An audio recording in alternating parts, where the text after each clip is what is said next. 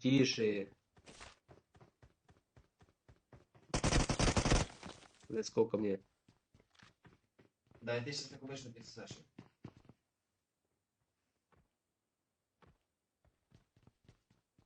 Сука, он чекает меня. Подожди, двоим сюда идти, это, блядь, сейчас самогубство. А куда ты пошел, Да, блядь? что, прикалывайся? Ты Вася, нахуй. Муж? Боже, ты меня Я хаешку в руках держал, говорю, блядь. Ты, блядь, смотри, слушай внимательней. Вдвоем, блядь. Никогда вдвоем не забегаешь, потому что двоих снимай сразу, Да, блядь. снимай.